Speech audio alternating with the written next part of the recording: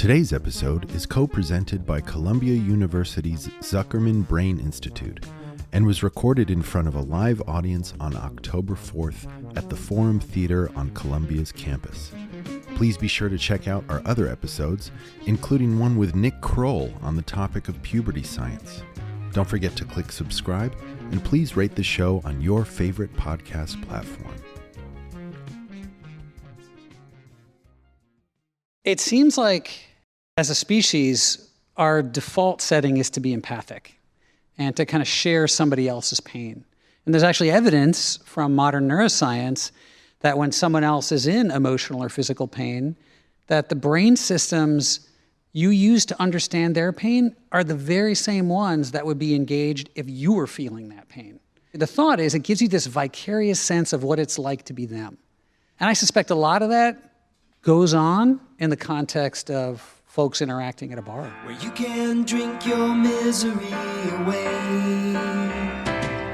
At Flame, let's all go to Flaming Moe. Let's all go to Flaming. When liquor in a mug can warm you like a hug, and happiness is just a flaming Moe away.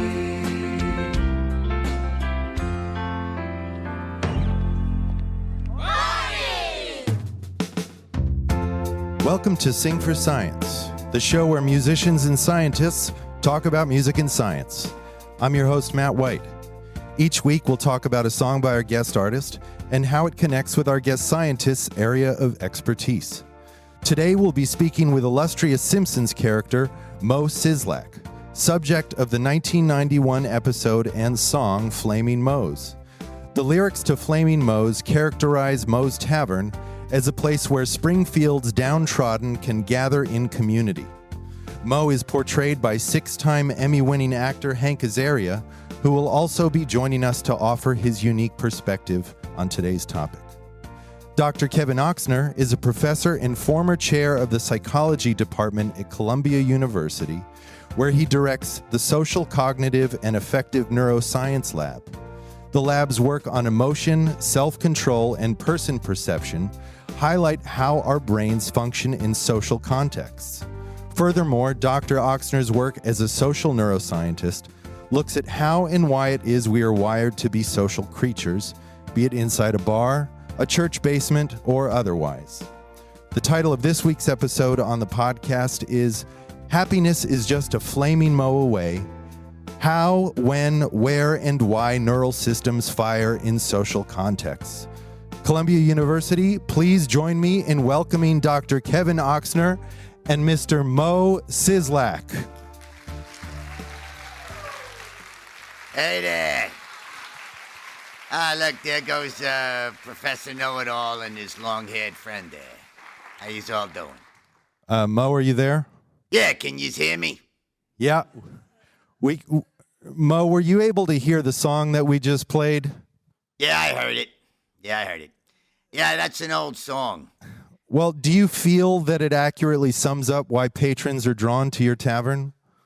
Well, if what it's saying is they come there to get drunk and fall down, then sure. Okay, that's fair. Now, in the decades that you've been serving and observing customers, what wisdom have you gained about the human condition?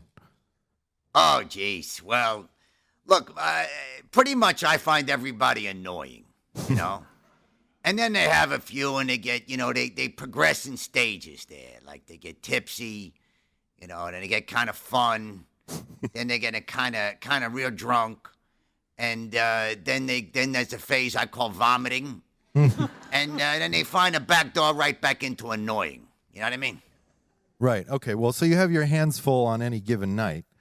I have a Columbia University neuroscientist here who I think can add further insight to your experience and what you might see every single night. So, Kevin, as it relates to your lab's research, maybe tell us a little bit about that, why we seek connection with one another in an environment like Moe's Tavern. In an environment like Moe's Tavern specifically? Answer loosely. Loosely, indeed. Well, I think we come into the world as little kids needing other people. And we start as fundamentally social creatures from the first moment. And people are always there to help meet our needs, to allay our fears, to salve our wounds. And people do that quite often in a bar context. Alcohol tends to make us sort of myopic and focus on the present moment and kind of forget the big picture. And that might help us kind of be right there in the moment, connecting with another person, where maybe you feel like you can unburden yourself and connect with them, and they can connect with you. So Yeah, that's what I said. Folks want to get drunk. I mean, that's fair. And Mo, do you know anything about emotional regulation? Sure. I have sort of two modes. Very angry and furious. And, when anybody trips one of them wires, I come at them and look, the way I say it is this. In one way or the other, you're going out, right, on my bar. I'm either throwing you out or you're passing out, one way or the other.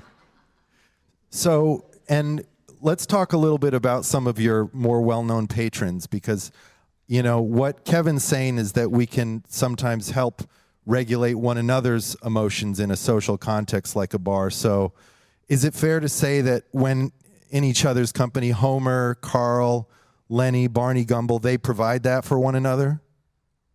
Well, that's a lot of fancy words there, long hair. If by what you just said, you mean do they get drunk together, then yeah, sure. They seem to, have a time with each other until I throw them out or they pass out. Okay.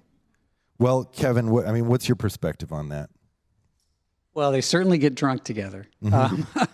But, I think one thing I might emphasize is when people are there because they're feeling down, they're in some kind of difficult moment, it seems like as a species, our default setting is to be empathic and to kind of share somebody else's pain. And there's actually evidence from modern neuroscience that when someone else is in emotional or physical pain, that the brain systems you use to understand their pain are the very same ones that would be engaged if you were feeling that pain. So it gives you this vicarious sense of what it's like to be them. And I suspect a lot of that goes on in the context of folks interacting at a bar. If I may, I'm sorry, Professor Baldy there. But whatever, I disagree. Because when I take like a baseball bat out from behind the bar and give it to a guy in the head because he's got it coming, I don't feel his pain. I feel nothing but joy there. Well, Mo, that's fair, but I want to offer a different perspective. Are you familiar with the work of pioneering anthropologist Margaret Mead, Mo Sizlak? Am I familiar with the work of pioneering what's this with the whoosy now? Anthropologist Margaret Mead, she said that the first sign of civilization is a healed, broken femur. Because in the animal kingdom, if you break a femur, you're left behind. However, when civilized, we help one another. So what are your thoughts on that? My thoughts are you lost me at femur. The heck is a femur? It's a leg bone. Well, why did you just say that then? If it's a leg bone, say it's a leg bone. That's the problem with you fancy college Poindexters. Everything means something else. That's fair. Well, the reason why I wanted to push back on your earlier response with the bat is because I'm curious, at the end of this Flaming Moe's episode, you have an appearance of conscience and you seem motivated to offer Homer a cut of your franchise money. So how does that reconcile with what you just said about only feeling joy when you can hit someone with a baseball bat? I don't know there, Mr. Fancy Hair, but I'm starting to feel like hitting you with a baseball bat. Okay. What are you implying over there? That it's a surprise, weird that I would be nice to one of my friends? Is that what you're saying? I guess. I mean, I think that's what I meant. think that's, you know something? I don't know why I'm doing this in the first place. I don't have to stand here on my own bar and be insulted. That's going to happen later when these guys come in there and get drunk. So I'm done with this. I'm out of here. You can send my check to the Tavern. Okay.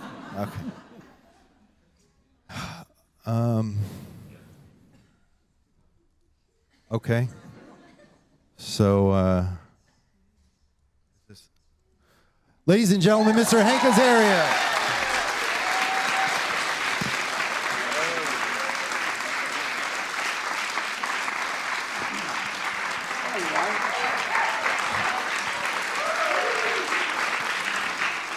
Hi, everyone. Thanks for coming. Sorry I had to come down on you both so hard there. I think it's what we all needed. What are your memories of making this episode, if any? I know you've done hundreds. Yeah, it's way in the rear view. I was very young. It was the first episode where I really got to be featured in the show, so I was very excited. And, we got to, my main memory is they actually flew us to Boston to record with Aerosmith because they were the bar band in that episode. And amazingly enough, I didn't even realize how on theme this was. Steven Tyler was very recently sober then, and was sharing a lot about what that was like. And I'm like 23, 24, and I'm talking to Steven Tyler. I'm freaking out. You know, I'm like, oh my God, it's Steven Tyler. And he's sharing all with me, about oversharing.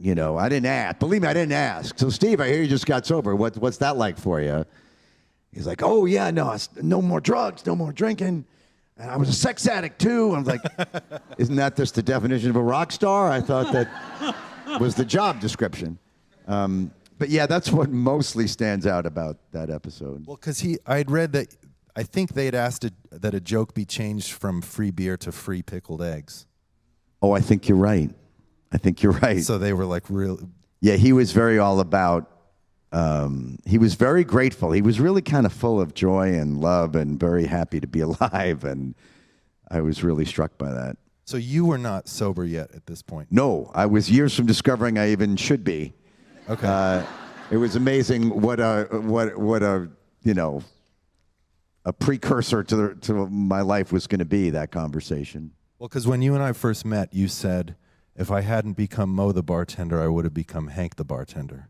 Well, I was a bartender. Okay. And so, yeah, that's my little joke about how if I didn't get the Simpsons, I'd probably still be one. Yeah. Bartender. Yeah. So when did you get sober?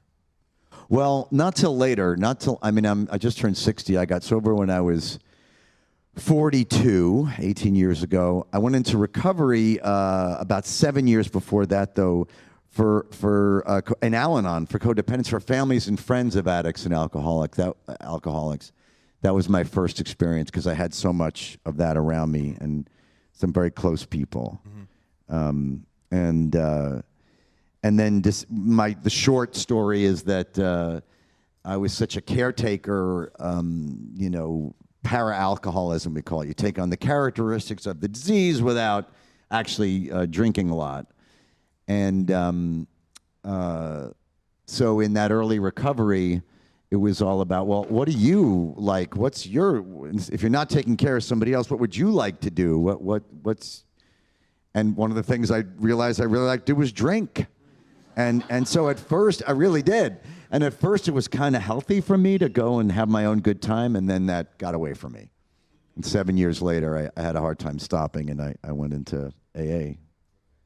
So, Kevin, you kind of stand out in your field because you've done a lot of research on not just, specifically on drinking alcohol and recovery from it in social context. So if you could, please tell the audience a little bit more about that. Sure.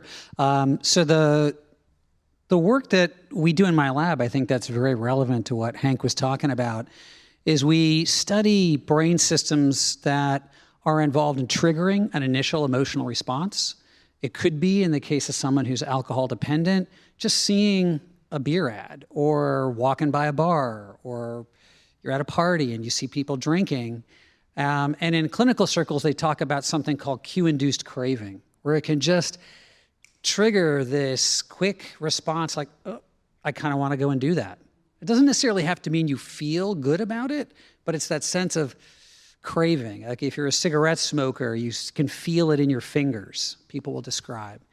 But then we study not just how that response gets triggered, but then how you can regulate it, how you can change and modify that response in some ways, either on your own, kind of what we call that self-regulation, or with other people. We call that social regulation, where they help you, just their presence or the things they say, the things they do help you change your emotional response in some way.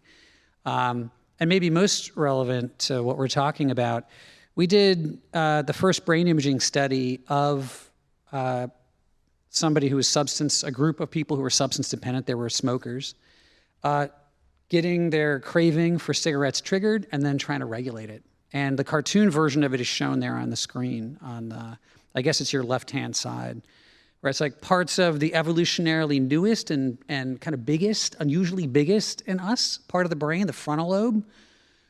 Parts of that are involved in like reminding yourself what's negative about smoking, the consequences of it, the reasons you have to stop.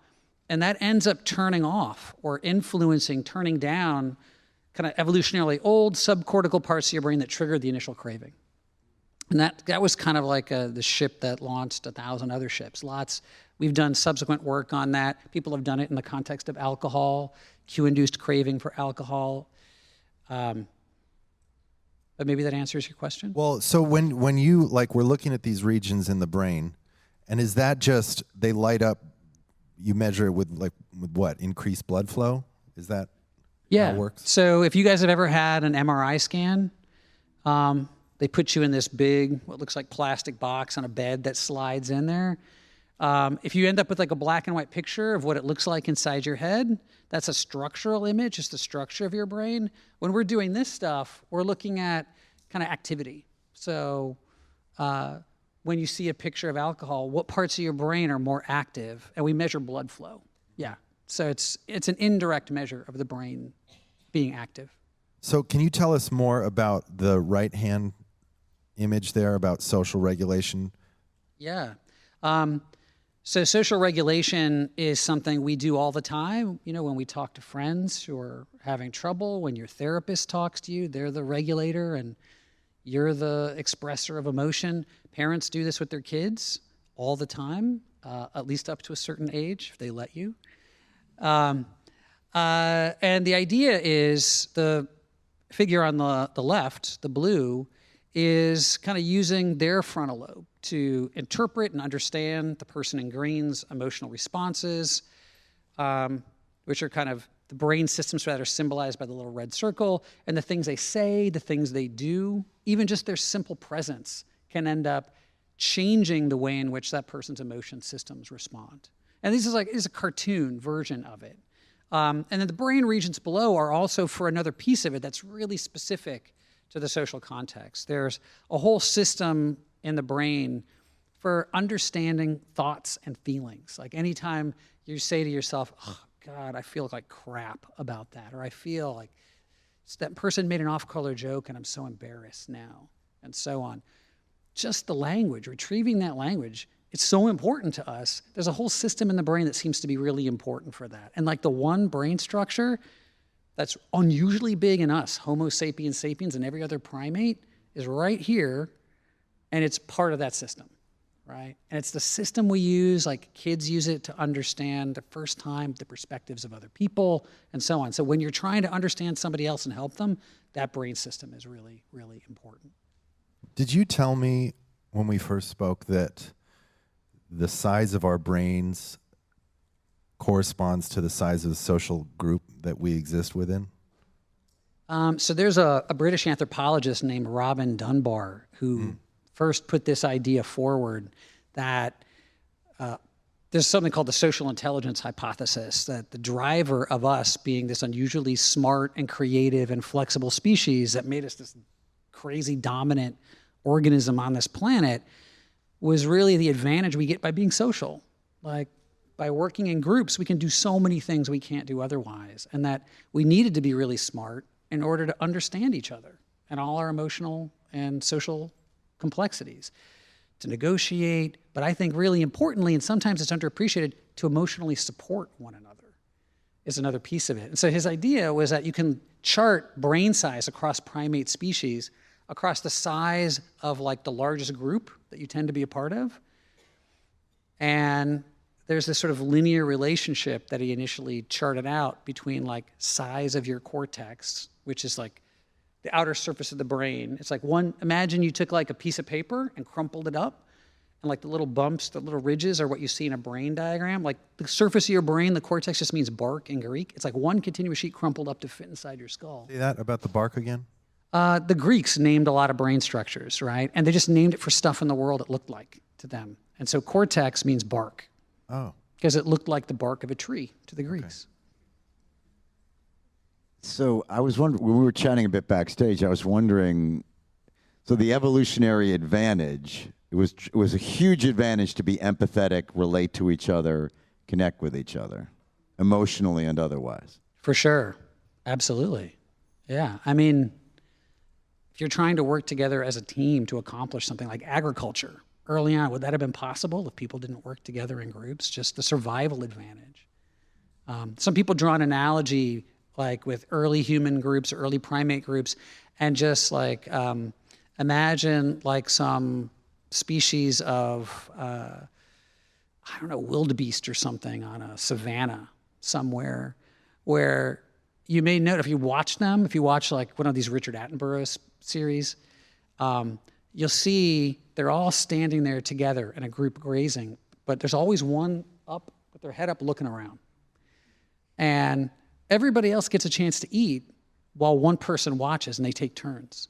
So there's just a simple advantage of being in a group, right? You get to eat while somebody else looks out for the predator. And so the idea is like that's built into many species from the get-go. So there's just this sense of like load sharing. Like we were talking backstage about one of the reasons it's better to probably see horror movies in a theater than at home by yourself is my daughter wants me to go take her to see the Saw movie that's coming out. So we're going to see it in the theater. It's that it's a little bit less scary, right? Like there's actually, people have done studies of this. Like you measure physiological responses and how scared people are. And it's like the load is shared. Like you can see other people like, we're okay, right? This isn't going to happen to us. And what was that study? People hold hands?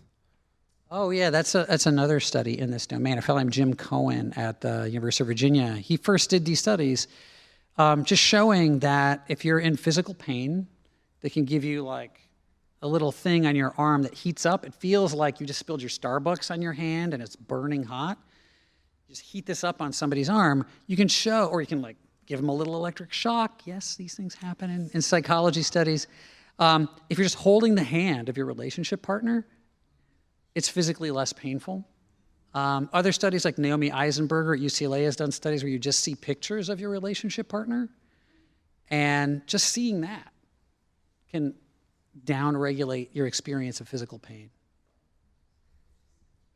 In the rooms of recovery, sometimes the homespun way we say it is alcoholism is a bully that I can't beat up alone.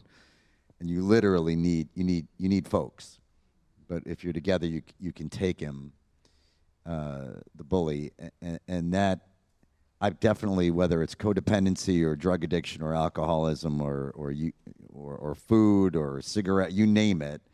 And yes, I've qualified for all these programs, or have at one time in my life. Don't they say that you're not a real New Yorker until you're in multiple 12-step programs? It was, I first went in L.A., so that shoots that theory down. Fair enough. But yeah, I have found it's really true. If I can just, I have a sponsee today who's sharing, the fifth step is you share, as we say it in the language of the program, you share with God or higher power, yourself, and another human being. Stuff you're sure no one would ever like you if they heard, the stuff that gives you the deepest shame, and actually just the process of sharing that. It's amazing watching people just something's lifted. It certainly was true of me. Can you talk a little bit about when you first started? We touched on this a little bit backstage, what the experience of not being able to turn to alcohol in the ways that you did, what that was like. It was misery. That one of the homespun things we say is if you want to find out why you drank, stop drinking. And all of a sudden, all these feelings that I was, alcoholism is an attempt at a solution. It's not the problem itself. It's medicating, literally. And it works for quite a while for me and for most people. And then it becomes its own problem, physically and otherwise. So you have to stop. You hit some version of a bottom, which you hope isn't somebody else's death or your own or something so horrible that maybe your life can't come back from it. And you have to stop, and you're convinced you have to stop. And then it was described to me as a period of grieving. All of a sudden, all these feelings that I was keeping at bay for years and years and years, my whole life came up and out. And it was described to me that grieving is a physical process. It takes about 9 to 12 months. So you have to be willing to live through that year, at least that year, and not go back to the thing that numbed it and sort of hit the reset button on starting over again, because that's the way it kind of goes. Or if it's a toxic relationship you're in, not go back into that, or whatever your drug of choice is or was. Did you feel like you were grieving the loss of the self you were that could use that as this way of dealing and regulating? Or what exactly were you grieving the loss of? A lot of different things. Some of it was trauma. Some of it was just bad experiences I had as a kid and a teenager or adult. My deepest bottom was really my divorce. It was my AA bottom, alcoholism bottom, was no picnic at all. I don't mean to downplay it. I had a more profound emotional, collapse is the right word, but real terrible time when my marriage ended. And I was grieving the loss of that relationship, but I really was grieving the loss of my father that I had never dealt with. And he hadn't passed away. We just were disconnected. And I experienced that at such a young age and couldn't. It was buried so deep that it didn't come up and out until I stopped numbing myself. And just realizing it was progress, but it didn't make it any less painful for a year. And when you were in AA and you had a sponsor, we talked backstage a bit about that might not have been effective if you weren't talking to people who had gone through this themselves. Can you say a bit about that? Definitely would not. I don't know what it is about. It's somebody just understanding, being empathetic, not just going, oh, I'm so sorry that, or, oh, well, cheer up, or whatever version of that you get from folks, which is well-intended, but sort of makes you feel lonelier. But, that happened to me. Yeah, I know what that feels like. And it's like, it's going to suck for a while, but I'm here for you. I can receive, folks received it from me. I made it through. That was mostly it. I'd sit there in those rooms really freaking out and miserable. And you hear stories that are worse than yours. Worse. Like, oh, shit. But this guy's like smiling and okay. I'm like, how did you do that? And I would ask, and like this way, we just would tell each other what it was like and sit there with each other. From like the scientific perspective that we often have in the lab, when you think about ways in which other people's thoughts and their feelings get communicated to you in a way that makes you feel like your burdens are lifted, part of it is examples, role models of people who have gone through the struggles you've been through and survived and come out the other side.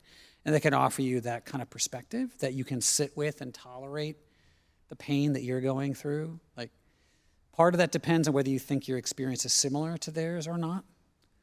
That's how you find a sponsor in those rooms. You wait to hear something that sounds like your story.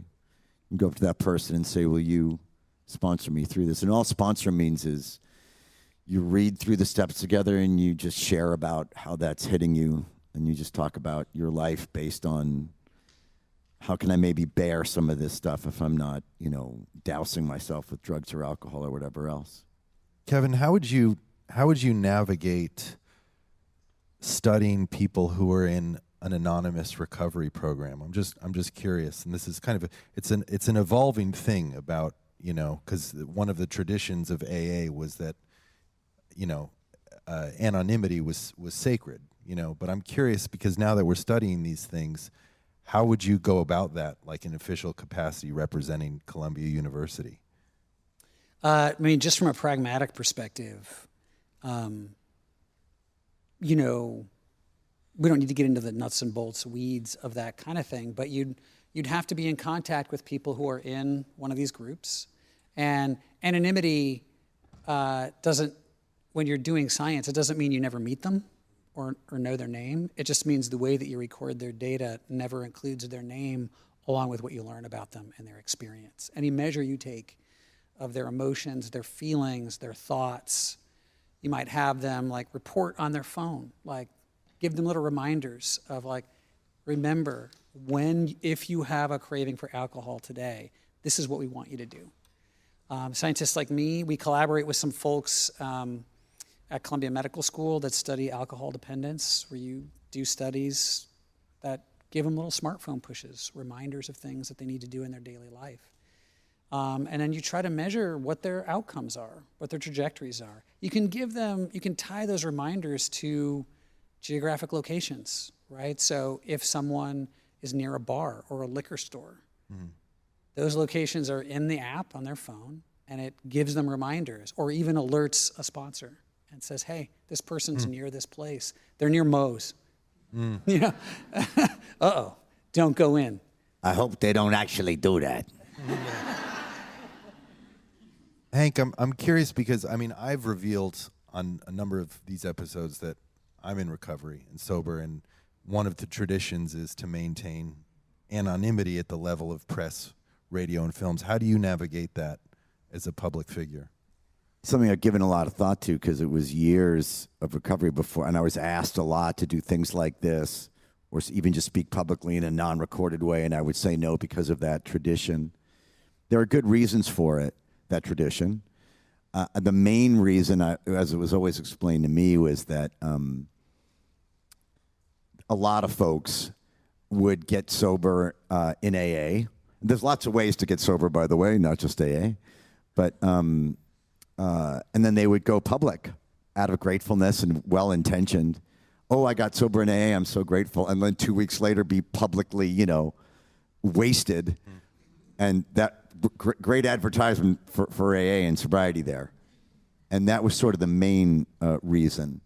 And a lot of it's built too around there should be no leadership. There should be no, it's a group of fellows. Everyone's equal. There should be no public face of it or spokesperson for it. That's very, very important. Eventually, though, I felt, especially in the modern era we live in, social media and instant information, I personally felt that the benefits of speaking publicly about there's no shame in having this problem and seeking help and connecting with people over it outweighs any of those potential downsides. I went through, had a public controversy I was in the middle of over the character of Apu on The Simpsons, and as I was asked more and more to speak about it publicly and why I made the decision to stop doing the voice, I couldn't leave out of it my recovery journey because it had a lot to do with it. A person who, as someone who, part of recovery is you look at your own part in things and take accountability and try to make amends, which is how I felt about, this is a whole nother night and different podcast and topic. I mean, open a can of worms, but suffice to say that there was no way to speak about that journey of empathy and where that led without referring to my own journey of recovery. So I did. Thank you. The thing that you told me, Kevin, that I found very fascinating is the concept that you studied that you have studied acceptance, because acceptance, as Hank and I can attest, is probably the most central principle in recovery. Arguably, maybe there are others, but this is, I'd say, the Serenity Prayer is part of the zeitgeist now, but the key piece is, I can't remember it. You're forgetting the Serenity Prayer? Grant me the serenity to accept the things I cannot change. The courage to change the things I can. Accept the things I cannot change. So, thank you. So, what I found fascinating, and I may be getting this wrong, but you said that acceptance happens somewhere else in the brain than a lot of the other executive function. Is that right? Yeah, basically. So this slide and the one after it refer to a study we did a few years ago.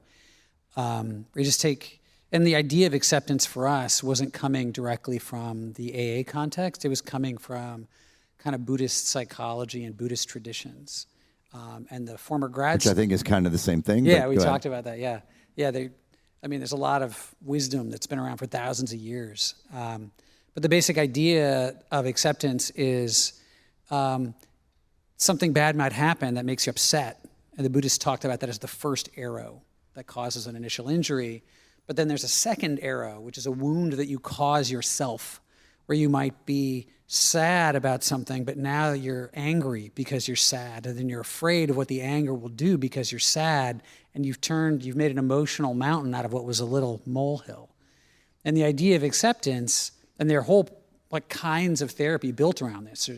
We drew some of our way of doing this from something called acceptance and commitment therapy, which is really one of the most effective tools for people who have a chronic condition. Could be chronic pain, could be something that doesn't ever go away, like you're always in recovery, right? Where you just learn to accept and allow the fact that there are aspects of yourself and feelings, cravings, in this case, it's experiences of pain or disgust that you might have, but you allow them. You bend like a reed in the wind. It's bad weather that goes past you, but it doesn't define you. And you can observe it, be distant from it, and accept that it exists. I have a personal story that relates to that. As I was, getting over my marriage, I was told 6 to 9, I'm 9 to 12 months of grieving, and I was starting to feel better. And it was probably about 10 months into that, I was feeling pretty good. It'd been many days since I had felt bad or thought about that relationship. And I woke up one morning in misery. I don't know what it was. I just was missing my ex-wife and just feeling really bad, really, really bad. And it freaked me out. I thought I should have been past that point at that point. And I called my sponsor and said, Roger, I don't understand. What is this? Why am I back here? And I remember him saying, it's bad enough what you're feeling. Why are you attacking yourself for feeling it? He just said, feel it. It's a storm that'll pass. And it's just because it feels bad, that's all it is. It's just, that's plenty for today. Just feel it. And sure enough, by around the middle of the afternoon, I was like, oh, yeah, that just, whereas I was really about to spin out. I never forgot that, and I've passed it on to many other sponsees since. That's a great example of this. In the brain imaging context, what we found was when you train people just briefly to do this, people can grasp the idea of it pretty quickly. And then you show them either really nasty images, kinds of things you want to avert your eyes. And there's a brain structure called the amygdala. It just means almond in Greek. That image is as if you took a little slice, drop off the front of my head, and are kind of looking in. It's right about here. You're kind of looking in through the front. That brain structure turns out to be really important for detecting things that are potential threats out in the world and signaling pay attention, what is that, be alert. And that brain system we know will respond when you see these kind of nasty images. But when you're accepting and allowing the fact that they're there, you can see the response, it's diminished. And then in another part of the experiment, we put this really hot thing on your forearm that feels like that hot cup of coffee, spill your Starbucks on your arm. And when people are just I'm going to accept and allow the fact this is pain, it will come and it will go. and I'll be fine. You can see the response, and that's a brain structure. Don't have to worry about what the brain structures are. There's a whole, like, they call it the pain matrix, a whole set of brain regions when you're in physical pain, they're active. Activity there goes down a lot.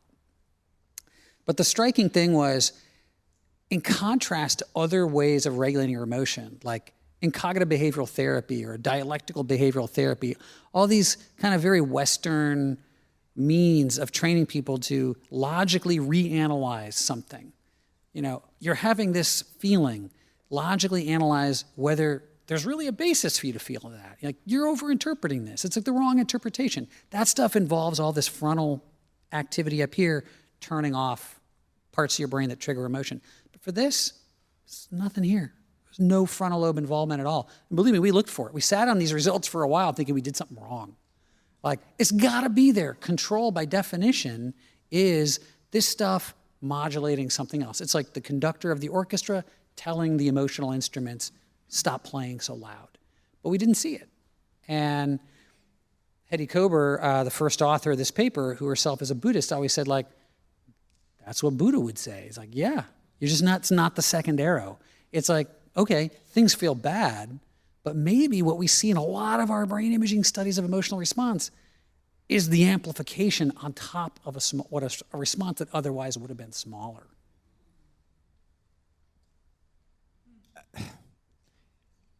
We have another saying in programming, you got to feel it to heal it. And I think we talked about this backstage. You want to find out why you stopped drinking. Sure, a lot of pain came up, but it wasn't the pain itself that made me want to drink. It was the belief that I had, the core belief that this pain was never going to end. So there was really no point so feeling it was not a good idea. I had to avoid feeling it in whatever way I could, as opposed to, I didn't have belief that it would pass, you know. And I think almost every newcomer to the rooms has that belief. Yeah, you're not alone in that, you know, certainly in that context. But I think one of the weird things about feeling terrified or any strong negative emotion, feeling really ashamed or embarrassed about something, is there's this weird thing negative emotions do to us. They make us feel like that feeling will never go away. It's here, it's not going to go away, and there's nothing you can do about it. It can be very disempowering. And like scientists who try to understand where emotions come from, distinguish your initial interpretation of what's happening that triggers that response, like the fear, the anxiety, and then a second interpretation, which is, can I cope with it? And it's that coping thing. If the answer there is, I can't do it on my own, it can create all these other things. You seek some other solution. And so psychologists will call it a maladaptive strategy. Alcohol, any substance use, all kinds of addictions take root when there isn't something else available. And a lot, like what people are doing when you see a therapist, or like when we were talking backstage, one tool when you aren't able to do it yourself is just be with other people who can help you do it until you can get there yourself. And frankly, like, I remember being a parent when our kids were really little. It's a little dangerous because they're sitting in the front row listening to everything I say very closely. You had this sense, like, kids come into the world not having a fully developed frontal lobe or sense of, they don't know yet, can they trust that things, when they're upset, it's going to get better. And like, one of the big jobs as a parent is when they're upset to be there for them. So they learn things get better, but they're also learning tacitly they get better with other people present who care about you. Right? And that's so important. There's a whole theory called attachment theory that's all about that. It's all about learning early on that there's this, they call it the secure base. It's like people that have this close relationship, just them being there makes me feel better, because it's like, it's a safety signal. It's like, hey, they're here, it can't be so bad. Most of that first year, all my recoveries were about somebody just sitting with me, and that's why we say one day at a time, because the idea of like I'll never drink again, or I'm going to endure this pain for longer than today is just so kind of horrifying and panic-inducing that we just kind of convince each other you just have to get through today. Just don't drink today. Just feel this today. And I'd say most of what I do with sponsees is just convince them it's not going to be tomorrow that this feels better, but it will if you stay with it.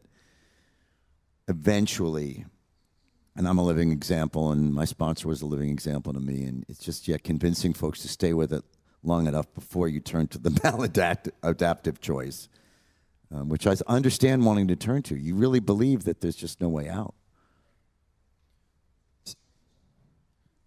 So we are at the point where we open it up to the audience for questions, and many have been submitted. You just mentioned, Kevin, the amygdala, and you mentioned anxiety, right? That's where that happens. Someone wants to know, what is Moe Sislak's take on anxiety? I'm glad we're starting off with a heady question here. Look, I aspire to anxiety. Right? I live in like the depths of horrifying. Like, well, you know when you're like the worst scare you ever had, jump scare in a horror movie? Sure. Yeah, I live there all the time. So I aspire to just like a nice baseline of anxiety. That would be like heaven for me. Okay, that's fair. Wait, can I add something to that? Please. There's no way to top that. But you're just reminding me, I had an advisor in grad school who said, happiness is the absence of anxiety. One more time. Happiness is the absence of anxiety. I always thought that was a pretty sad life that he led, but there's something to that. There is something to that. We call it the priceless gift of serenity in recovery. Yeah. I kind of think of it that way. And also, there was like 6 months into my alcohol recovery where it just was wildly boring. You know, I didn't really feel like drinking anymore. But I'm like, this is just, I got very nihilistic. Got like, what's the point of any of this? I'm really boring now. Mm-hmm. I'm bored with everyone and everything. And like, why even do this? And I got close to, I really thought about going back to drinking, not to relieve misery, but just like, I got to mix this up. This is just, and then I shared it with my sponsor, like, I don't know, this seems pointless to me. And it just feels nothing. And I started thinking about all the damage that I would be doing if I were still drinking. All the negative. I started thinking in terms of all the horrible shit I wasn't doing, and not the great stuff I could be doing. And I started realizing, oh my, I'll take the boring. That's actually exactly what we had people do in our first study of trying to get people to regulate craving. It was think about all the negative stuff that will happen if you do it. But for that was like smokers, and then people have subsequently done it with alcohol and so on. It's a powerful block. And I'd gone far enough in my alcoholism to really come very close to a lot of those bad things. You know, yeah, I was fortunate I didn't go any farther. Well, someone wants to know, your recovery story puts Brockmire in a whole new light for me. Was that hard to do? Is there a question in there for Jim Brockmire, or what's the story? Jim Brockmire is a baseball announcer character I played who had a nervous breakdown on the air, drank a lot, drugged a lot, much too much, walked in on his wife having an affair, got blackout drunk on the air, and said things like, but kept giving the count in the baseball game. Said like, sorry, folks, just walked in on my wife.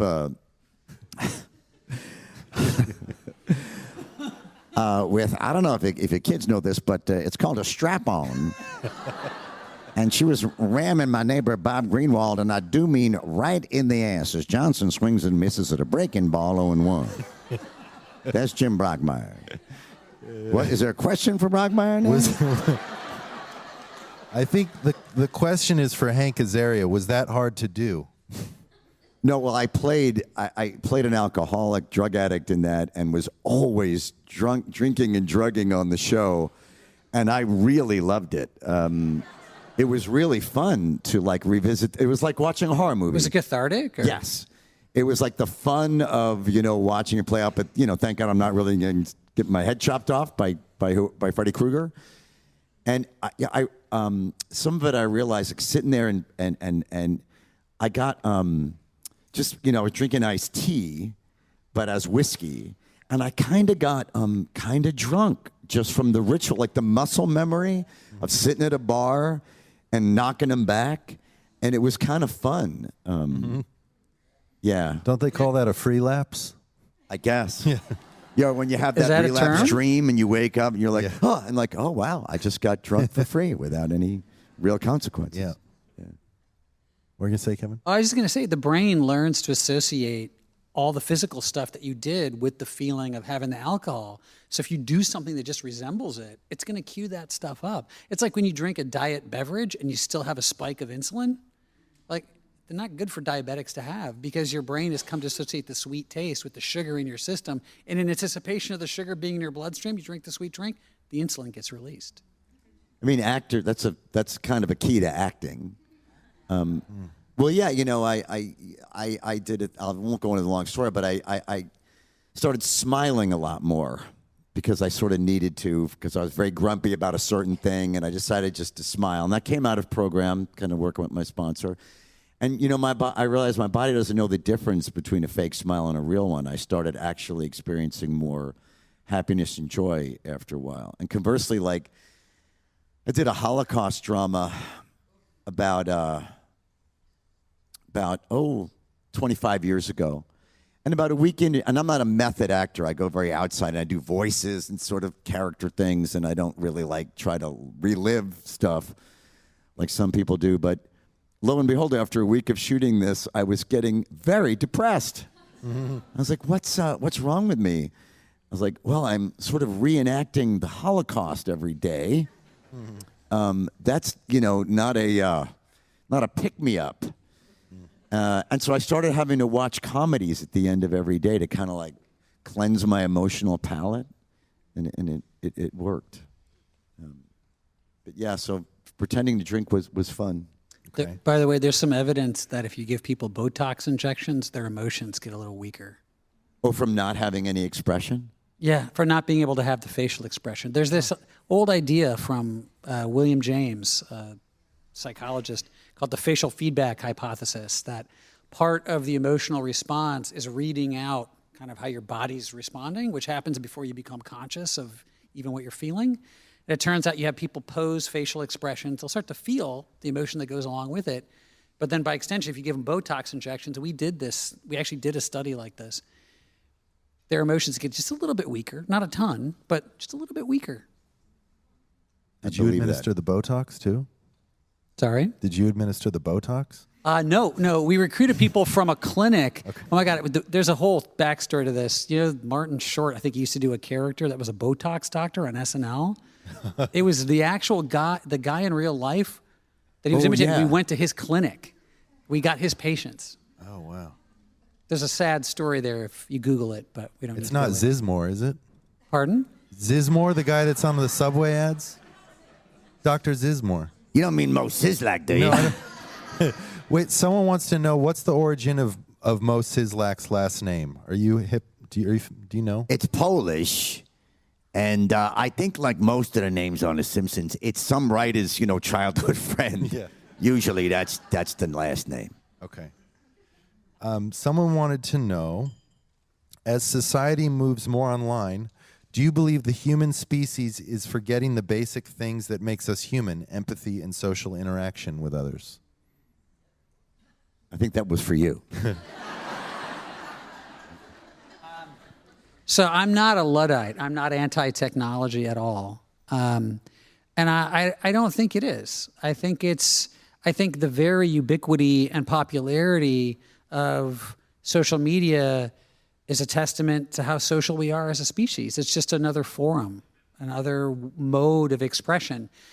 It does have, it's like lower dimensional, like text. You don't get the nonverbals, the tone of voice and all that stuff. And that, I think in the long run, might be a problem. Like you need to learn in direct interaction with other people how to interpret what's going on and how to have conversations and have close relationships with people. And that can't be done just on text.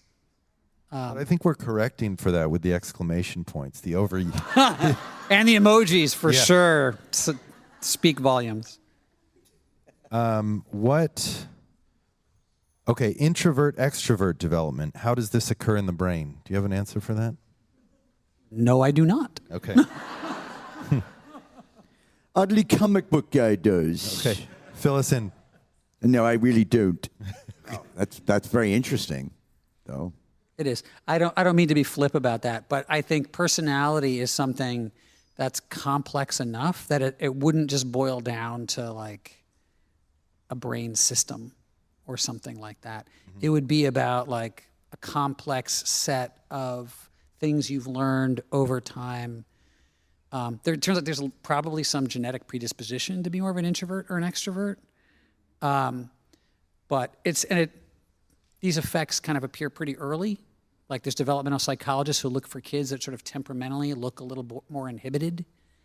They look for like physical characteristics and genetic markers for these kind of things. There is some evidence that there's an early appearing component that kind of snowballs over time.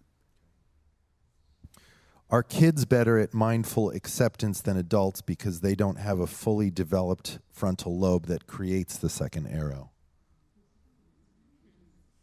That's a good. Didn't you kind of just say that That's they a good do? question. Didn't you just? Well, that's a really interesting question. I don't know. Kids, their frontal lobe is developing. Like your frontal lobe is continuing to develop structurally all the way up into your early 30s. And certainly through your 20s. The funny thing about acceptance is it involves a kind of meta-awareness of yourself.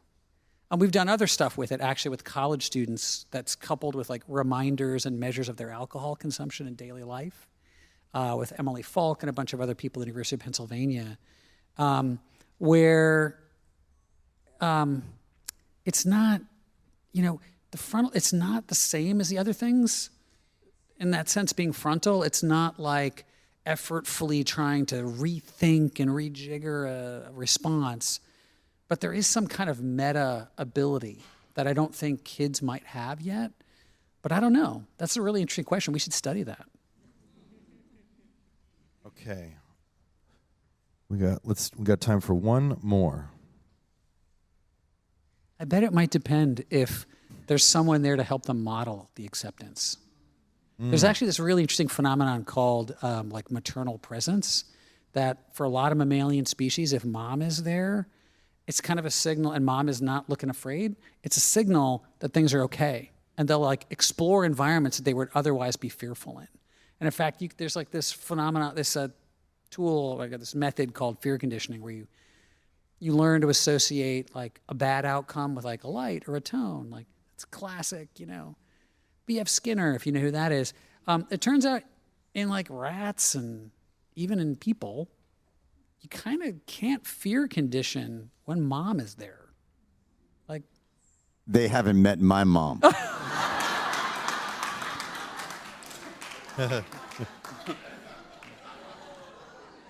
Be careful with that thing. You're going to break your neck. Okay. I had a T-shirt made that said that.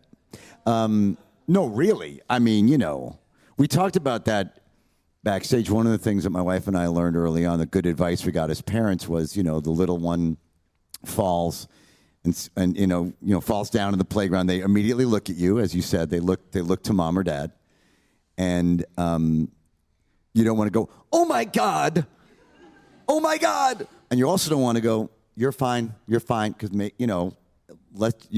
let's see how they are. We were advised to say, I saw that you fell. How's that going? And it was amazing to watch, because sometimes he was actually genuinely hurt, so you don't want to say, no, you're fine, walk it off. And sometimes he was actually fine. And I think I do want to say one thing about acceptance from a program standpoint, because this blew my mind in early recovery.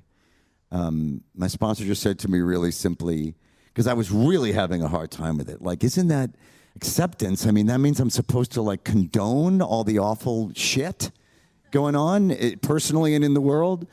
He's like, no, accepting doesn't mean liking at all. It just means you are in acceptance of what is, and including your own feelings about it. That's all that means. That really blew my mind. Yeah. Okay, we got time for one more question. What Simpsons characters are Hank's favorites, both the ones that he plays as well as the others? Moe is the closest to my heart. There's other characters I really love. I really love Kent Brockman. I love the newscaster. Harry Shearer to me is a genius, and the way he can, watching Harry do that. Harry never. We all don't have to memorize lines because it's voiceover, so we just read it. But Harry, it's often cold read, like it's the first time he's laying eyes on it, and it just comes out of him perfectly on the first take, and like next. And how he can get that newscaster rhythm just so naturally, I just find it endlessly amusing. I also love, I love Martin. Not Martin. Excuse me. I love Ralph. Police Chief Wiggum's son, Ralph. Oh, yeah. Ralph is the hardest character to write, the writers say, because he's so stupid that everything he has to say has to be really brief and really comically stupid. So it's like writing poetry almost. It's like writing comedic haiku. You know, it's really hard to write Ralph. I love I Ralph. saw an Instagram post you put up resurrecting Chief Wiggum, especially, and I thought about this when I was watching the debate because there was. You mean when he took the call about people eating cats and dogs in Springfield? Yeah, that one. Yeah.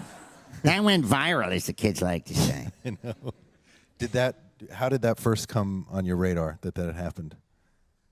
I have a social media person, as we do in Hollywood, and they said, "Look at this Jon Stewart clip. He was talking about that Trump talking about that Haitian folks eating cats and dogs in Springfield, I believe Ohio. By the way, it's Springfield in The Simpsons because Matt Groening called it that Springfield because there's a Springfield in every state in the union. That's why he did that. So they said he referenced Springfield. Can you think of something? You know, I'm sure you can think of something that ties in The Simpsons. So It seemed natural to have Police Chief Wiggum receiving a call about people eating cats and dogs. And at the end of it, he asked, are they good? Because he likes to eat. Well, thank you so much, everyone. Thank you, Hank Azaria and Dr. Kevin Ochsner. You can catch Hank on Broadway this February in the star-studded comedy All In. For tickets, please visit allinbroadway.com. Also, be sure to check out Hank's Bruce Springsteen tribute band on tour. For dates, please visit easystreetnyc.com. For more information about Kevin's work, you can check out his lab's website, ochsnerscanlab.org. Sing for Science is co-produced by Talkhouse and made possible in part by a grant from the Simons Foundation. Guest accommodations for this event were generously provided by Ace Hotel Brooklyn. Our music is by Panoram. Social media manager is Bailey Constas. Digital producer is Keenan Cush. And our location recording engineers were Brian Enright and Justin Anderson. Special thanks to Jane Pollock, Yadira Martinez, Paula Croxon, Kim Millian, Catherine Nemitz, Alyssa Mayers, Laura Splan, Mayo Tamori, and Monica Rocha for making today's episode possible. If you like Sing for Science, the best way you can support us is to give us a review, tell a friend about the show, and subscribe on your podcast platform of choice.